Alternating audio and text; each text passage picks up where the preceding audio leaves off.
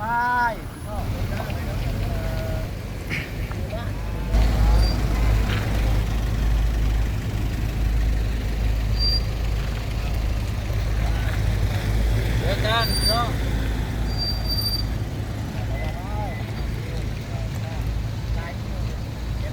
ายดีเด้อสบายดีขอบใจหลายเด้อมาโดยสบายดีขอบใจมาช่วยเพื่อนกับพ่อโดยนี่ยังก็ยังนับได้เด้อตัวบ้านเพิ่นตัวนี้เท่าไหร่ก่อนน่ะ4 6 10 10โอ้8ปนกันไปหลายๆ2อันนี้เพิ่นว่า110ไม้เดี๋ยวเฮาให้120ไปเลยมาเผื่อไว้เด้เอาน้ำลงก่อนมีแนวกินแล้วก็มีเพิ่มแสงสว่างพร้อมน้ำแล้วก็เสื้อผ้าหน้าแพรมีมาม่าปลากระป๋องถือว่าครบเกือบทุกอย่างก็ซอยกันผู้ละเล็กผู้ละน้อยก็มอบให้ทั้งการนำไปบริหารจัดการต่อไปเด้อจ้ะ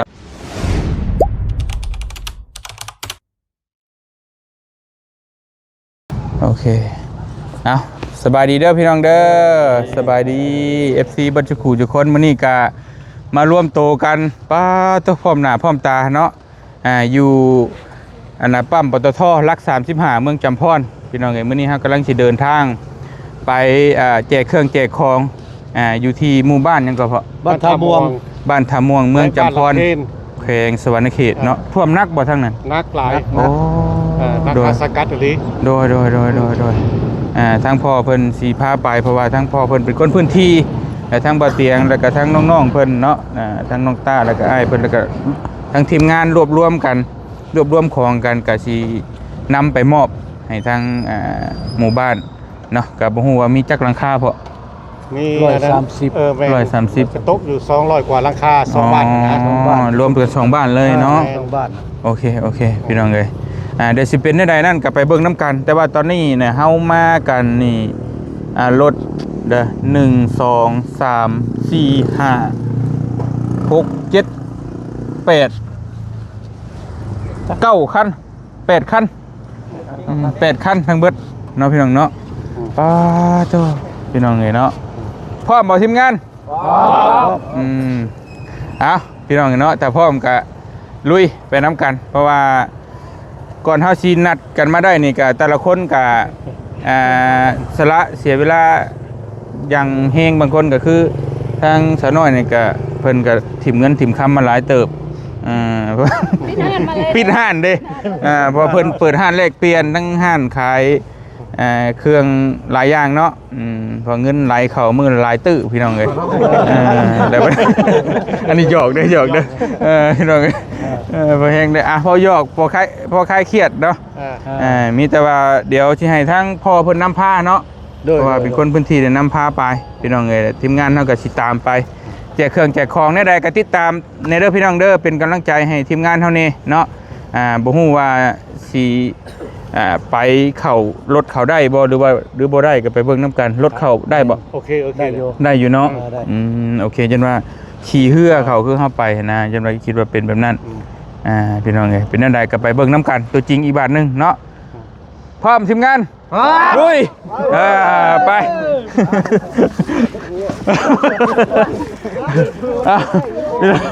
เดี๋ยวมาเดี๋ยวเนี่ยทั้งเดี๋ยวบ่เตียงสิมาไล่บางรถแต่ละคันเดี๋ยวก็เด้อแป๊บนึงเด้ออย่าพับปิดเด้อรถคันนี้พี่น้องเห็นเนาะกันน้ำแล้วก็คันนี้ยังว่าเฝ้าอยู่กันโดยคันนี้แก้คนอันนี้แล้วก็คันนี้เต็มเครื่องของถุงยังชีพเสื้อผ้าหน้าแพรพี่น้องเห็นเนาะแม่นมาม่าปลากระป๋องแล้วก็คันนี้นมสดโบเมนเนาะโบเมนหลอดไฟอันนี้หลอดไฟพี่น้องเลยเนาะเพิ่มแสงสว่างให้พี่น้องเนาะมอบของกินของอยากแล้วเอาไฟไปเปิดเพราะรอบนี้หลอดไฟประมาณเกือบ200หลอดพี่น้องเห็นอันนี้รถเบาเตียงมีมาม่าปลากระป๋องถุงยังชีพอยู่ในพวกก็มีเนาะมีครบแล้วก็นี่ก็มีน้ำ พี่น้องเลยเนาะน้ำมีน้ำเปล่าและน้ำใจพี่น้องเลยเปล่าน้ำใจโดยแล้วก็เพื่อพมันกั้งแล้วกินน้ำกินข้าวอิ่มแล้วอยากนอนเอาผ้าห่มไปห่มพี่น้องเนาะนี่ผ้าห่มตุ้มได้ห่มได้พี่น้องเอ้าไปอยู่ข้างในตุ้มเลยว่าโอ้ยเนาะมีครบเนาะมีครบพี่น้องเลยเนาะนี่ทีมครบเซตเลยนี่กระทุงยังซีบพี่น้องเต็มคาราเบลเนาะพี่น้องเนาะไปเดี๋ยวไปเจอกันพี่น้องอยู่บ้านพลม่วงเมืองจำพรแขวงสวรรณเขตพร้อมทีมงานสู้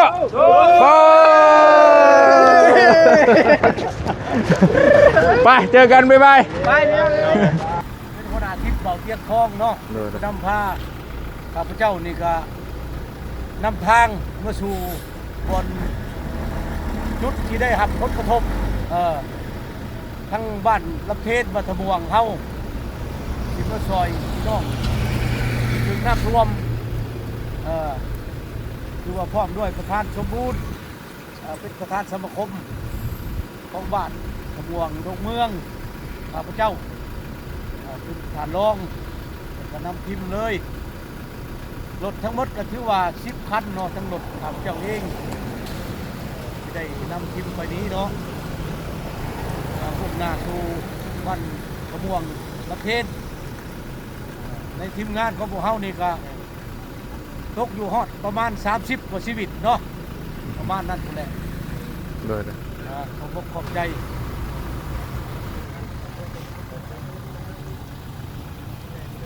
ไป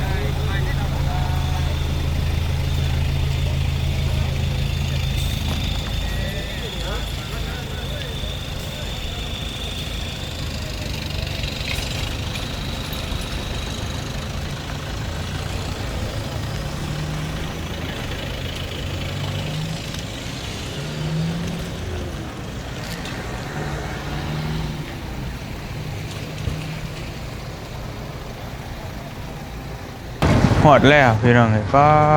เท่าอันนี้บอกใส่น้ำลงแล้วบอก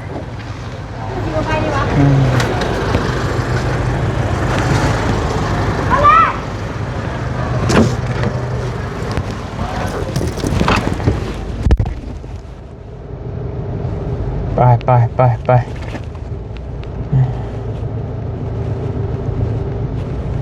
ใส่ดีน้ำท่วม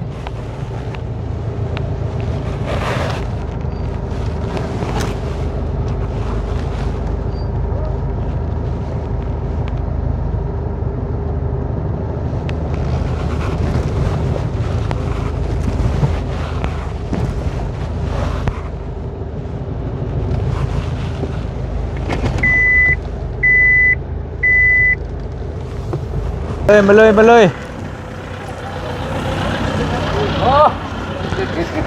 สบายดีพ่อเล่นแต่ปราบโอ้ยอยู่เองโดยอยู่ดีแห้งขอบใจอันนี้ขออนุญาตถ่ายรูปนี้ได้มาถ่ายนี่จะถ่ายกับคนดังมาโอเคเอาการคอยได้คนดังสวยจากเมียงได้แป้งอันนี้ใจกันมาบ่โอเคฮะบ่ได้มาโดยบ่ดีป่ะบ่ได้มาโดยโอ้ เจ้าสบายดี สบายดีพ่อสบายดี ด้วยโอ้ย นี่แห้ง เห็นหน้าเห็นตากัน เถอะมันลงน้ำลงหรือบ่ อยู่แล้วบ่ทันได้ลงแต่ว่าบ่มากบ่เบิ่นตัวมันน่ะ ดีโอ้มันเข้าทางเนื้อผมโอ้ ไส้ก็บ่ขึ้นพอดีธรรมดา ด้วย เลยต้องการหญ้าเลยให้เขาปวกบ่จะมานำบ่ได้มาครับบ่ได้มาเวียกนะโอ้เป็นจังฮอดแล้วปกตินี่น้ำท่วมเนาะน้ำท่วมทุกที่ สบายโดยบ้านที่แล้วขึ้นน้ำ พอบ้านลำเพน อ๋อ น้ำท่วมนี่เอิ้นว่าหมดเลย แม่นบ่ นี่ทางเมืองนี่แล้วเข้าบ่ได้เข้าทางละประทวดหั่นมัน2กิโลโคด้ามฮะจากบ้านเอาไปหาทางใหญ่แล้วเฮาสิเฮ็ดจังได๋สิไปได้ หม้อไปเขานี่โลกเพราะว่าเขาเจ้าก็เกี่ยมมาเอาแหละเขาเอาเหือแพร่มาหนะ หม้อไปเพิ่นใจฮู้ใจห้อยก็ได้บ่แบบนี้เอาแบบนี้ได้บ่โดยโอ้ เขาประทานสบายดีเด้อสบายดี ขอบใจหลายเด้อมาโดยสบายดี ขอบใจมาช่วยเวลาเจ้าของเขาบอกเอา โดย มียังก็อยากให้คุกกระดมกันมาช่วยหลายๆโดยหั่นแหละก็ว่าน้ำขึ้นหลายได้ช่วงนี้คือว่า อันนี้นี่ลงแล้วแม่นบ่บ่ได้ท่วมนี่ บ่ได้ท่วมเนาะ มันอยู่ปกตินี่ แต่ว่าอยู่เขตบอนอื่นแล้วมันท่วมก็คือลำเทนนี่ก่อน เมิดนี่ลำเทนนี่เมิดเอาบ่ได้ลำเทน นั่นแหละครับว่ามันเป็นไปได้แหละก็ทางแต่เฮาทีมงานแหละมีเฮือมีหยังได้เข้าไปเบิ่งพื้นที่ตัวจริงแหละถ้ามันนี่แหละมื้อหน้าเฮาก็สิระดมมาใหม่นะเราอยากไปเบิ่งสภาพตัวจริงแน่นัดบ่เห็นตัวจริงเด้ โดย เขาไปทางนี้มีทางไปบ่เรือจักเขาบ้านเรือจักเขานี่เลยบ้านเลยใครผู้จริงแม่นแต่ว่าเขาบอกก่อนจะไปเนาะได้มีประมาณจักบ้านได้มีแต่2บ้านอยู่นี่2บ้านนั่นบ่ เพราะว่าบ้านลำเทนนี่นะแค่ว่าพอได้จะขอให้ลำเทนตื้มโดยเอาแต่ทางนอกเด้อเด้อเอาแต่ทางลูกได้พอโดยประมาณจักหลังคาเฮือน111อ๋อ ตัวออกบ่ได้แล้วลำเทนเนาะปิดเลยประมาณจักมื้อแหละไอ้โทษ ได้คันน้ำช่องรุ่นเลยนี่แต่เมื่อวันที่10ต่อกันเลย10เท่าด้วยนี่10น่ะมันนักแล้ว12 13เลยเริ่มวิทย์บ้านแม่นคือทางรถนี่ตัดขาดเลยมันบ่มีทางเส้นเดียวมีทางเรือไปจนเห็นน้ำเนาะโดยพอดีละภาพเป็นเมื่อเบิ่งเลยวันที่16วันที่16ก็ยังได้ขี่เรือเข้าบ้านอยู่เด้ออะไรยังขาดได้ก็มีแต่นั้นแล้วคันนั้นเฮาก็เอาเครื่องมามอบให้แล้วก็แม่นจังประคนทั้งแม่นถ่ายรูปแม่นถ่ายรูปแต่ฮอดแม่นลงไปเบิ่งตัวจริงเอาเครื่องได้เด้อบ้านเด้อใช้บ้านไปเจอกันอันนั้นเอ้ยเอาอันนั้นเป้าวนกระพุ้ยลงแต่รถอ้ายนะไม่ต้องมาเท่านั้นนะกระพุ้ยเอาลงเอามาใส่น้ำกันนี่แหละไม่ได้เอาเครื่องลงเครื่องอยู่ใช้เลยโอเคเดี๋ยวไปเอาน้ำเฮานั่นเด้เป็น2จังหวะ2บ้านบ่ได้แบ่งกันก็ได้2บ้านกองไฟกองมันว่าแม่นนั่นก็ได้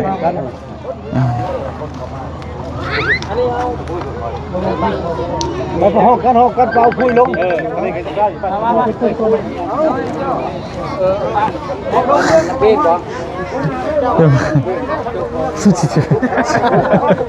บ่ตัวจีสบายดีตัวไรก่อนนะโอเคทั้ง FC ทั้งทำงานจะถ่ายรูปน้ำใดได้มาถ่ายรูปกันก็ได้มาเลี้ยงมาตรงแล้วเซินมา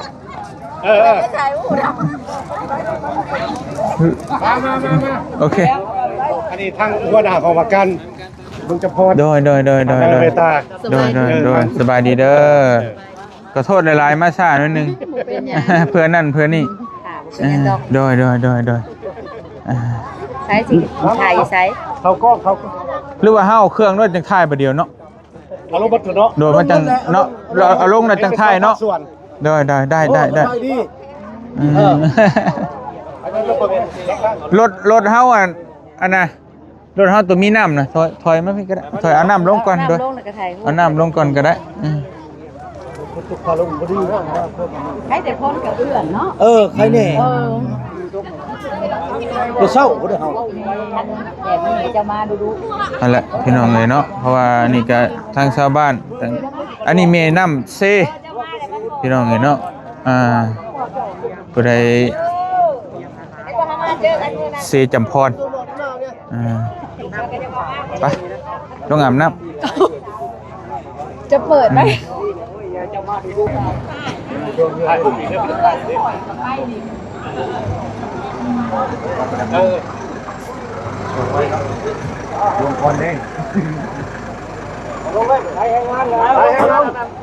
รับจานโดยเอาลงเลี้ยงแล้วก็นับไว้ว่าสมมุติว่าบ้านนี่100เท่าไรก็นับกองไว้เด้อจักแพ็กกันนะประมาณสมมุติ111ก็เอาใส่จัก120แพ็กกันน่ะเผื่อไว้120ก็เผื่อไว้ก็ได้แม่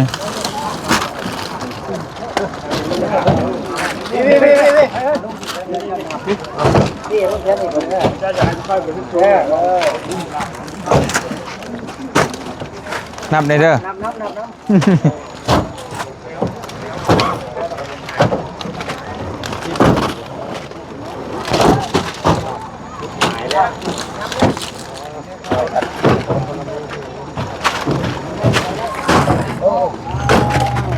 หลายคนเลยพี่น้องเนาะมาเลย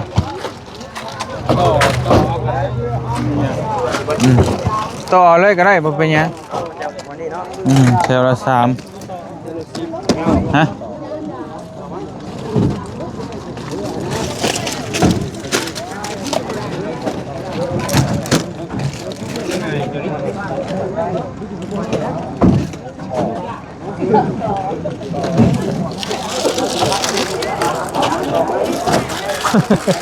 กล่องโอ้ยบ่เอาแขวรุดเด้อมื้อนี้เด้อบ่รุดแหละโอ้ร้อย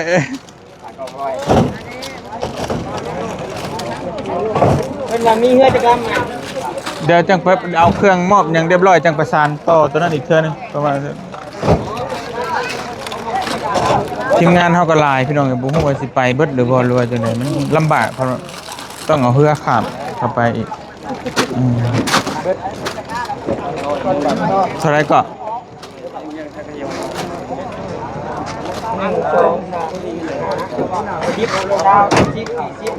สี่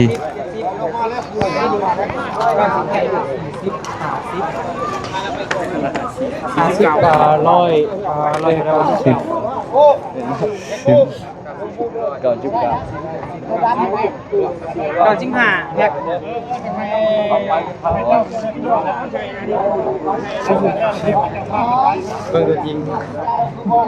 รถคันนั้นน่ะแบ่งกันเบิ่งหลอดไฟพร้อมบ่ฮู้ว่ามันสิได้จังได๋พี่น้องเอ้ยได้ละเป็นเครื่องก็เฮาก็จะแม่นสุดก็เป็นสุด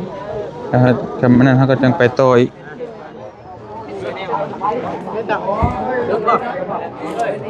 ก็เบิ่งแล้วมันพอ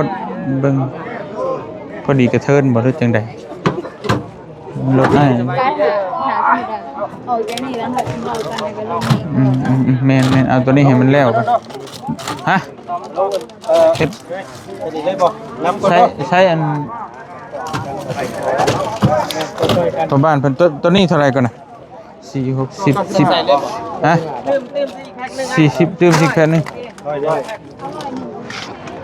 ใช่บ่แถวละ40แถวก็40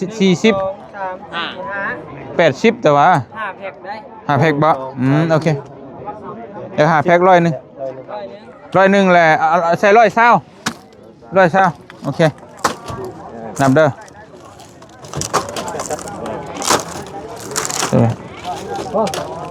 ได้เลย6ได้แล้วพอละ6 8 9 6 7 8 9 10ตั้งแถวใหม่เลยบัดหรือว่ามาพี่บ่มาพี่ก็ได้เรียนแม่นนี่ก็ได้มาพี่ก็ได้นี่มาเรียงพี่ก็ได้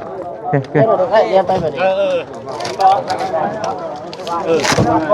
ขโมยมาไม่เจ้าครอบครัว 121บ่โอเค มาเอา แม่121แม่นพ่อแม่นได้เพื่อผู้คนผู้ยังได้หิว มันก็ต้องกินนะ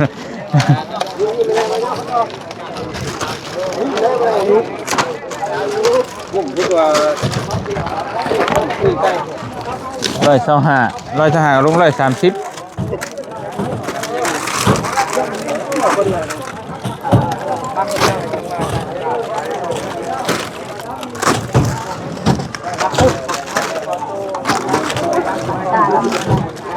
ปื้อให้ บ่นะมีอยู่นะ เพื่อทุกก้อนมีบ่อยเพื่อนนี่เด้อเขาจะ ฮะ มาเล่า แล้วจะเว้ากันซะตะระบ่ เรามันดี จะได้ยาดีบ่โอ้ย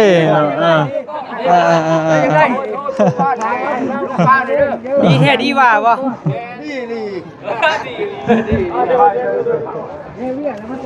เอาอันนั้นมันมีอีกจุดที่น้ำฮะคือว่าน้ำเฮามันนั่นเท่าไหร่300บ่ มัน300แต่ว่ามันอยู่ในถุงเครื่อง อ๋อ น้องสิเอาของบริโภคลงถุงอันนี้เลยคืออันนี้บ่พอบ่ มีแต่แบ่งถึงกันบ่แบ่งกันสองบ้าน อันนี้เท่าใดอ้าย อันนี้เท่าไหร่เดี๋ยว1 2 10 เอาเครื่องลงมาเฮาก็เอาเครื่องลงมาเผื่อน้ำเลยเพราะว่าน้ำมันอยู่ในถุงเครื่องอันบริโภคเลยเด้กินนะ โอเค เป็นหมี่เป็นปลากระป๋องเป็นไข่นะ เดี๋ยวจังว่ากัน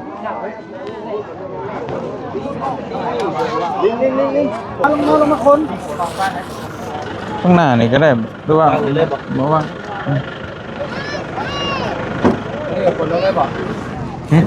เอาลงบัดนี้ว่าเครื่อง แม่นนับเบิ่งหั่นแหละว่ามัน เอาคัสซิโลหันยืนต่อกันหลบไปเลย เด้อ แล้วก็นับพร้อม นับ สองเนาะ ต้องมีบ้านนี่บอก เด้อกองไว้ให้ก็ได้อืม นับภายน้ำมันเด้อ เอา ตัวเดียวกันนะ 6 8 ปนๆกันไปแล้วนายแบบ 10 คนน้ำคนหนามคนเลย 2 14 16 18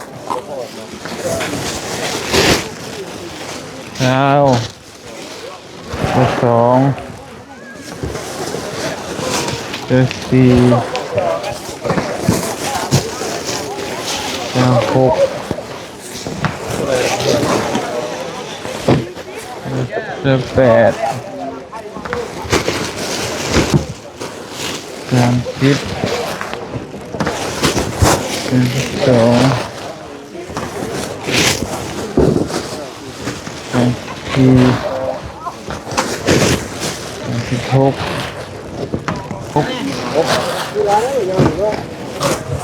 กระบุมีน้ำ18 50ได้ละตัวนี้50ตัวนั้นเด้เอาอีก60เอาอีกจัก10ชุดก็ได้เป็น100ชาวทำกัน2บ่ตัวน้ำมาตัวธรรมดาป่ะมันมีน้ำเลย2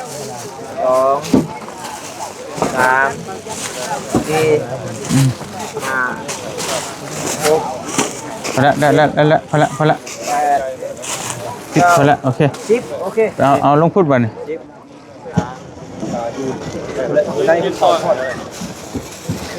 นับเลยเด้อ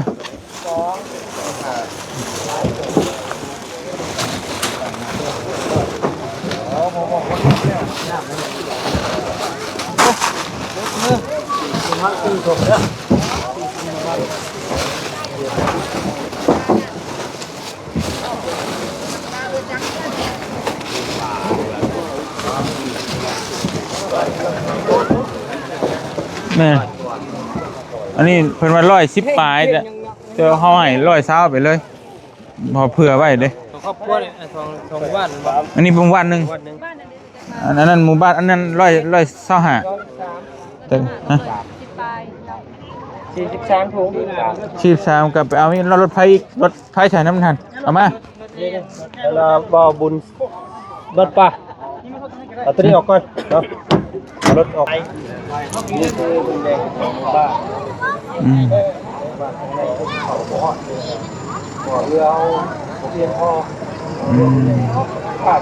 มาเลยโอเค ตาย ทางหมู่จะไปดูลอยน้ำเป็นอยู่บ่ โอ้ยเราร้อยเป็นอยู่ตัวเรานักชื่อนัก เฮ้ยโอ้นี่ไอ้นี่บ่โอ้ปาโท โลดกกมากันถามผม หน้าบัจจดา กินปลาโลมาแล้วอยู่บ่ ถามประตูพูดว่าหน้าบัจจดาขึ้นไป ตัวเลย ตีนกาได้นี่เว้ยโอ้แต่ก่อนน่ะ สูงนี่เลย นั่นแหละ กินปลาวานแล้วอยู่บ่ แต่พ่อว่าไปจะชีพนะเฮ้ยโอ้ยมา นี่น้ำเนาะ เอาน้ำก่อนมาเอาน้ำมาก่อนอันนี้ได้43น้ำมาโอเคมาเลย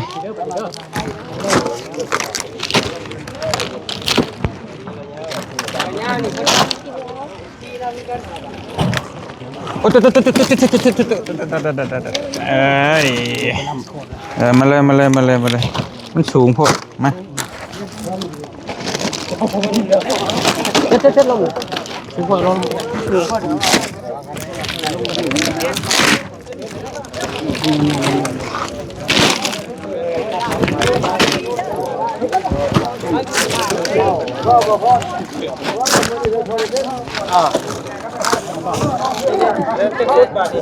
นี่ให้ก็ได้43เอาลงมาเลยให้มันได้130นับมาเลย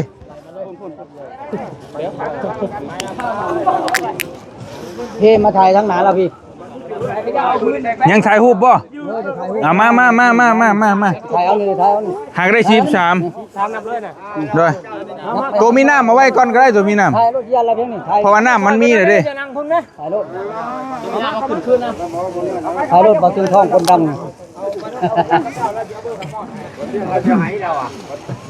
ถ่ายทั้งหนาแล้วแดงทำไปเลย มาเลยฮะ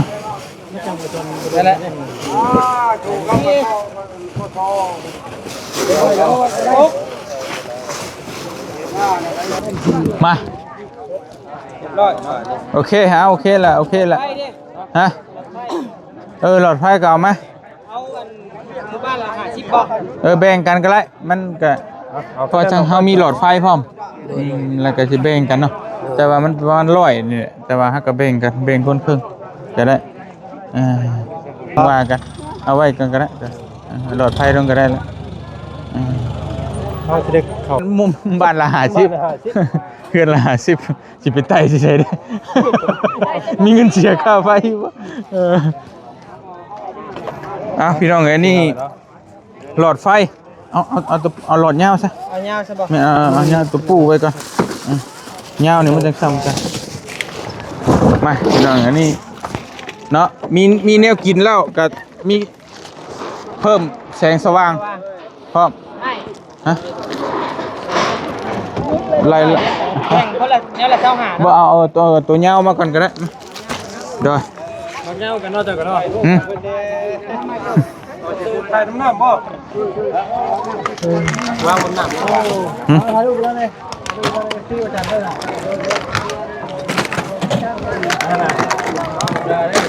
โอ้บุษราแล้วถึงว่าอะไร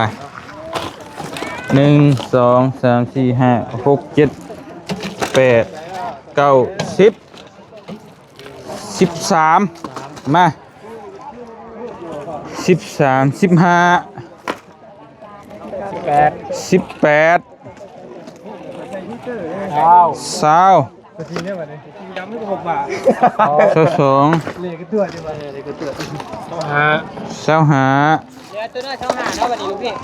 ด้วย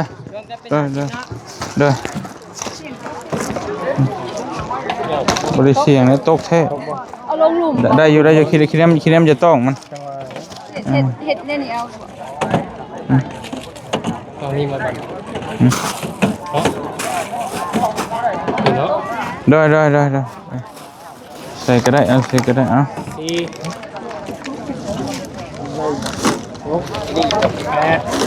8 ก็จะไปเบิ่งมันเนี่ยมันตกฮะเบิ่งมันสิตก 13 67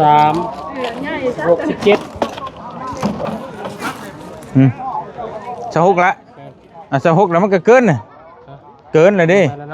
เอาจากได้เช้าหา ใช่ตัวนั้นเลยป่ะนี่ตัวนั้นเลยเจ้าหา เช้าหามา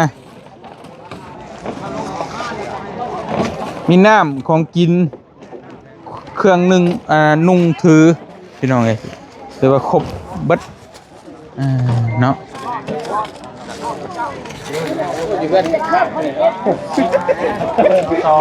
หลายคนอยู่ได้เนาะ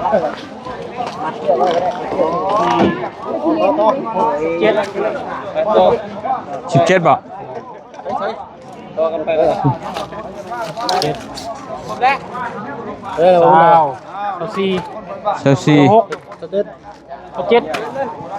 เอาเพิ่ง ดัดแถวเงาเด้อ ตัวเงา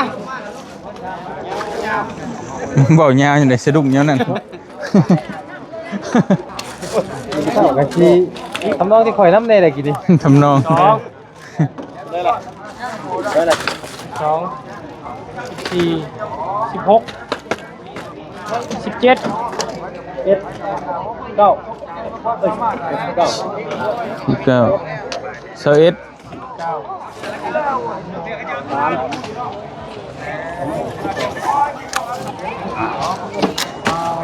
นั่นแหละคู่เลยนะพอดีเลย 3อีก2อัน ก็เอามาด้วยแล้วก็เอามาเพราะว่าอันนั้นก็เอามาอีกวันละ60ที่คู่กันป่ะ เพิ่มตัวใหญ่กับตัวน้อยเนี่ยละหานะ ได้ละ เราเพราะว่าเก่าเงา เว้ย เอา เห็นว่ากันเลยไผมันให้ผู้หนึ่งมันก็สิฮะมันก็สิจังใดอยู่เด้อบัดนี้ เอามาฉันเอามามันรู้สึกว่าคือรับเอียงแท้อังเลย 3หลอดนะ3หลอดพอแล้ว ระหว่างอันนี้กับอันนี้จะเลือกอันใดมาแค่ยาวๆนี่เอามาเอายาวเบิดเช้าคันยาวแล้วก็ยาวเบิดเช้าโดยขอบใจเลย โดยเอามาอีก อยู่ดีมีแห้งมีแห้ง คุณแล้วเอา ตักลายยังตักลาย ปันเนาะโดยมาอีกมาแม่รับบินหัว มันพอดีกระเทิน จะได้เป็น YouTube เนาะไม่ตัวจริงได้บัดนี้ เห็นบ่โอ้ยขอบใจ ขอบใจ รอดีเนาะ คนหล่อคนดังอยู่ได้เอ็นอยู่หนังสือนี่ขับไตปิฎกกับใบ โดยเมียนกับไปบ่ แม่นได้ยินแต่ สาธุนำเด้อโดย โดย ตัวจริงก็รอเนาะ ขอบใจ ตามตลอด โอเคแล้วบ่มีแล้วลูกช้องแล้วโดย ท่านเลย นี่ตะกล้องโสดอยู่ คนไลค์คนแชร์อยู่เด้อคนไลค์คนแชร์ติดตามอยู่ได้ ผู้บ่าวก็มีเมียก็มีโดย มีเมียเนาะ เฮ็ดจะได้มีหลานชาวบ่ มีอะไร ทั้งบ้านเลยทั้งบ้านที่เอาไว้ให้ ได้มีแต่ได้จังอันนั้นกันมาแต่จังมอบ เพิ่นจะได้ ได้ขอบ้านเรียนพ่อ เพิ่นมีเวียกแน่ ได้โอเคเนาะโอ้ยก็มาเด้อ เราเทว่ามีมาอยู่นี่ มาอัน อะไรวิดีโอป่ะ มาฮะได้วิดีโอคลิปแนวตั้งเด้อโอเคเอามาพี่น้องบัดนี้เฮาก็สิได้มอบให้ทางบ้านทางเมืองเนาะทางเพิ่นก็มาครบกันไปแล้วมีแต่ว่าทางเบาเตียงทองเองก็กับทีมงานเนาะแล้วก็เบิดทุกคนนี่แหละรวบรวมกันเป็นสิ่งของแล้วมีหลอดไฟมีน้ำแล้วก็เสื้อผ้าหน้าแพรมีมาม่าปลากระป๋องถือว่าครบเกือบทุกอย่างก็มามอบให้ทางบ้าน ลำเทน ลำเชนแล้วก็บ้านท่าม่วงพี่น้องนี่เนาะมื้อนี้ก็ของน้ำจิตน้ำใจนี่ก็แม่นทางน้องต้าทางอันพี่หยังก็พี่เน่งเพิ่นมาจากมุกดาหารทางฝั่งไทยนำแน่แล้วก็ทั้งบ่อเตียงเนี่ยก็ทั้ง FC เพิ่นฝากมาเติมกันระดมกันนั่นแหละก็มอบให้ทางการนำเด้อไปบริหารจัดการนั่นแหละแบ่งปันตามเห็นแก่สมควรโดยทางเฮาก็มีน้ำจิตน้ำใจถึงบ่หลายแต่มันก็น้ำใจเนาะมาช่วยกันเล็กๆน้อยๆพี่น้องเอ้ยอันนี้ก็คือบ้านเมืองเฮาอีกก็ใกล้กันนั่นแหละติดกันบ่เตียงอยู่เมืองอุทุมพรนี่ก็เมืองจำพรพี่น้องเอ้ยเนาะก็ช่วยกันผู้ละเล็กผู้ละน้อยก็มอบให้ทั้งการนำไปบริหารจัดการต่อไปเด้อเจ้าโดย ท่านคนอื่นตามหน้าทางบ้านบันเทิงและบ้านหม่อมเนาะโดยผู้เกี่ยวทางการนำฝักรัดที่ได้มีจิตใจเนาะปลุกระดมทางทีมงานและก็ทางคณะสมาคมทำวงดงเมืองได้ระดมทีมงานทางบ่าวเตียงทองและก็ทางบรรดาพี่น้องมาจากจังหวัดมุกดาหารและก็ทางFCทุกท่านที่ได้นำเครื่องมาบริจาคเพื่อให้แก่บรรดาพี่น้องของเฮาที่ถูกภัยน้ำท่วมในครั้งนี้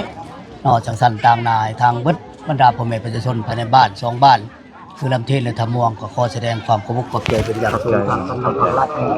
ที่เป็นห่วงเป็นใยต่อชีวิตการเป็นอยู่ของพ่อแม่ประชาชนในทางทีมงานบ่าวเตียงทองพร้อมด้วยคณะที่มาจากจังหวัดมุกดาหารนอกก็ได้เป็นห่วงเป็นใยได้ปลุกระดมมาช่วยในครั้งนี้ก็ขอแสดงความเคารพขอบใจและขอความมีบุญคุณอย่างสูงที่พวกท่านให้มาสมทบประกอบส่วนให้แก่บรรดาพี่น้องของเฮาถูกภัยน้ำท่วมในครั้งนี้และท้ายสุดนี้ทางท่านไปเองก็บ่มีสิ่งใดตอบแทนคุณความดีของท่านได้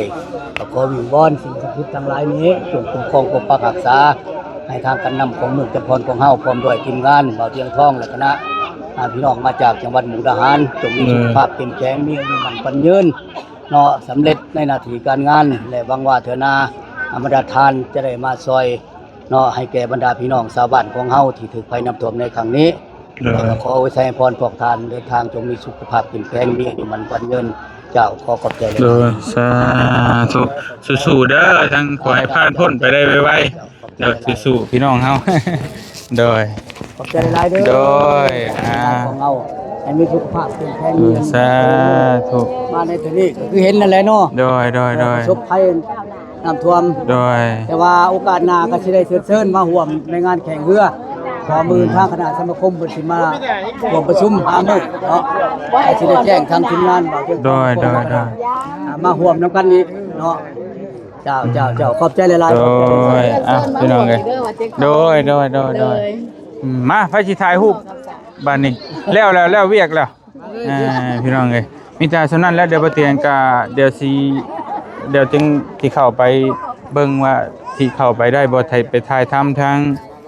อยู่ในบ้านพี่น้องเนาะแล้วก็ติดตามตอนต่อไปในสำหรับมื้อนี้ก็มาพี่ก็ได้เนาะมื้อเฮามามื้อนี้ก็เนาะทางแรกๆก็ทางน้องตาเพิ่นประสานไปแล้วก็ว่าสิไปทางเมืองมาไซเนาะอยู่แข่งคำมวนแต่ว่าบัดนี้มันบ้านเฮาก็ท่วมอันนี้คืออยู่เซได้พี่น้องข้างหลังเฮานี่เป็นเซข้ามไปทัดไปพุ่นเป็นหมู่บ้านท่วมเลยรถเข้าบ่ได้แล้วตอนนี้แหละเฮาก็จังสิเดี๋ยวเบิ่งตัวจริงอีกก่อนเฮาสิพากันนั่งเรือเข้าไปเบิ่งตัวจริงแต่อันนี้เมืองจำพรเนาะอยู่แขวงสวรรณเขตเนี่ยแขวงเฮาเองแต่ว่าเฮาก็อยากแบ่งปันน้ำจิตน้ำใจให้กับทั้งแขวงเฮาก่อนแล้วก็จังสิไปแขวงอื่นแต่ก็ยังสิได้ไปอยู่เนาะทางเมืองมหาไซหรือแขวงคำมวนหรือเมืองหนองบกบ่เตียงก็ได้รับปากFCแล้วว่าสิไปแต่ก็เดี๋ยวควบรวมเมืองคลองอีกก่อนเนาะ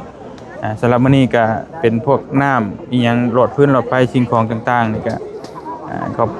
ขอบมุกขอบใจทางพระอาจารย์เนาะอยู่ทางพระอาจารย์อยู่ทางวัดธรรมเจียแล้วก็ทางขอบมุกขอบใจทั้งน้องตาหลายๆที่รวบรวมสิ่งของมาพี่น้องเอ้ยแล้วก็ขอบคุณทาง